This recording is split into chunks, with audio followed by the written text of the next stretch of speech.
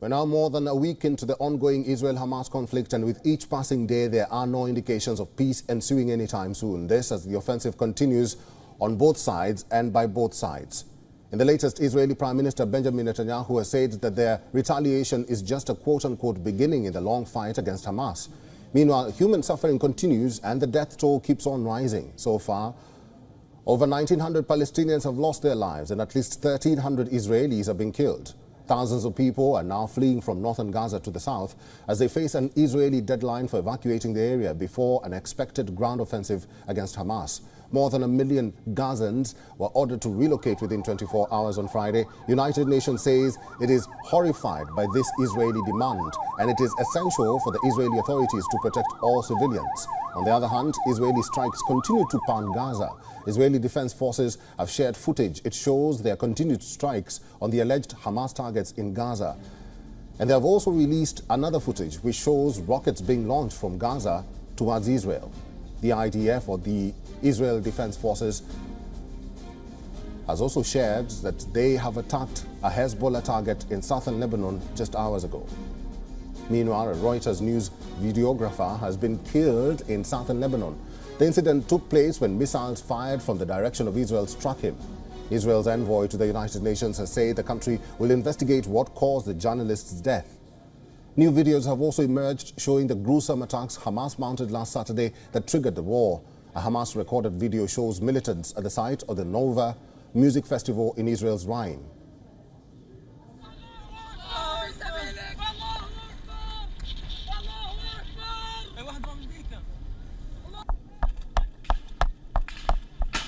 Fighters can be seen arriving at the site and later shooting at portable toilets. At least 260 festival goers were killed in the Hamas attack that ensued there. Hamas has also released a video showing militants with captive Israeli children during the armed group's weekend cross-border rampage from the Gaza Strip. Militants can be seen bandaging the foot of an Israeli child while others carried infants. The video is suspected to be from Israel's kibbutz Holit. There was no indication as to what the status of the captive children's parents or even guardians was. Efforts are also growing to bring an end to the fighting and avoid a spillover. United Nations Security Council convened a meeting on the ongoing situation on Friday. UN chief called the situation in Gaza terrific and has reached a dangerously low or new lows, as the Israeli siege has left them without food, fuel and electricity. Russia, in the meantime, has proposed a draft United Nations Security Council resolution on the conflict that calls for a humanitarian ceasefire and condemns violence against civilians and all acts of terrorism. Speaking of international diplomatic efforts, U.S. Secretary of State Antony Blinken continues his West Asia trip to engage regional partners and avoid the conflict to spread. He has now landed in Saudi Arabia, where he will meet with Saudi partners to discuss the situation. He was earlier in Bahrain, where he met the country's king and prime minister. In Qatar, he met with Qatari Emir, country's prime minister and foreign minister. Speaking in Doha, Blinken said there can be no more business as usual with Palestinian militant group Hamas. However, Qatari Prime Minister signaled that Qatar would not be closing the Hamas political office. He said the office was used for the purposes of communicating and bringing peace to the region. Blinken has expanded his trip from Israel and Jordan to include all of the Gulf Arab countries and Egypt.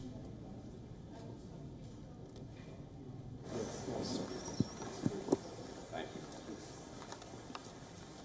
You've been very busy. Well, all of us are busy now. Well, our correspondent Jody Cohen, who has covered the conflict from the ground, gets us a roundup of all the events that unfolded since the surprise attack on Israel by Hamas on Saturday.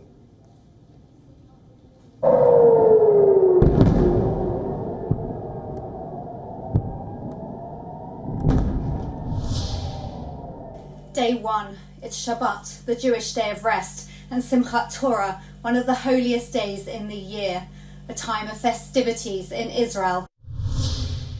6 a.m. I'm woken up to sirens blasting, warning me and my family to run to the shelter. My first thought is this a mistake, a false alarm? Commentators had for months been suggesting that Hamas wasn't interested in an escalation at this time. We gather in a shelter, we're lucky. We have 90 seconds to get to shelter or the nearest stairwell without windows. Hamas have fired rockets across the south and centre of the country, thousands of rockets. They have blasted holes in the border fence, and their militia, many would say terrorists, are infiltrating into Israel. At first we hear there are 60 or 100 who have crossed. We now know that to be thousands. Then news emerges of shooting attacks and Hamas taking over kibbutzim and villages with hostages taken. People are asking, where was the army? How could there have been such an intelligence failure? And a state of emergency is declared. My editor sends me a video and asks if it's verified. It's too horrific to be true, surely. It turns out to be true. Day 2. Further rockets from Hamas across southern and central Israel, including in Jerusalem, which contains the sites holy to Judaism, Islam and Christianity. Hezbollah in Lebanon now get involved. There are further attempts by Hamas to send more militia into Israel. The focus of the IDF is to take back control of 22 locations in the south where Hamas are holding people hostage. Rumours circulate that some of the hostages have been taken back to Gaza. Many young people from a peace festival in the desert are missing. 700 said to be killed. That number is to double. Day 3. More sirens warning of more rockets. More reservists are called up to the army. There is no talk now of refusing to serve because of judicial reform. Communities are rallying around to send aid packages to families who can't get out to buy food.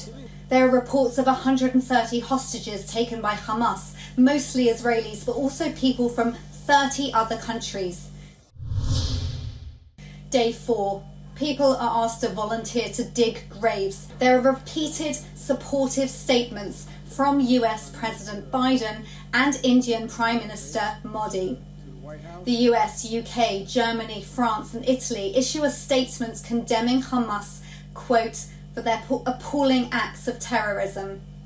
In Gaza, meanwhile, Hamas says it will film the execution of hostages for any Israeli strike carried out without prior warning.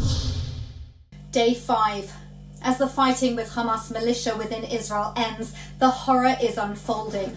70 dead discovered at Kfar Aza. IDF Major General Itai Verov says it's not a war or a battlefield, it's a massacre. The first plane carrying munitions from the US arrives. There's now shelling from Syria. And Benny Gantz from the Israeli opposition agrees to join the coalition in an emergency unity government. The IDF says behind every strike is a Hamas target, that the scenes in Gaza are difficult to watch, but that the fighting will intensify.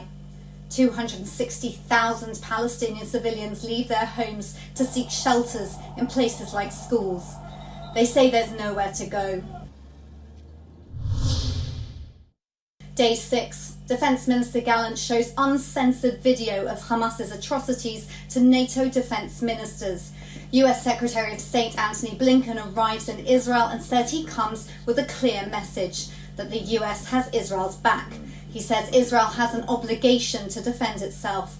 He said a second US aircraft carrier is in the region, perhaps a signal to Iran and its proxies not to intervene further. Day 7. So far, over 1,300 Israelis have been found killed, the vast majority civilians, from that Saturday 7 days ago. More are still missing. Hamas says a similar number have been killed in Israeli airstrikes, but there's no denying that this war between Israel and Hamas is impacting civilians.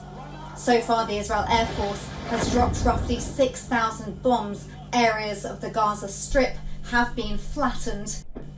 President Herzog says a grieving Israel is prepared for a long military campaign against Hamas. Israeli battalions are prepared along Israel's southern and northern borders.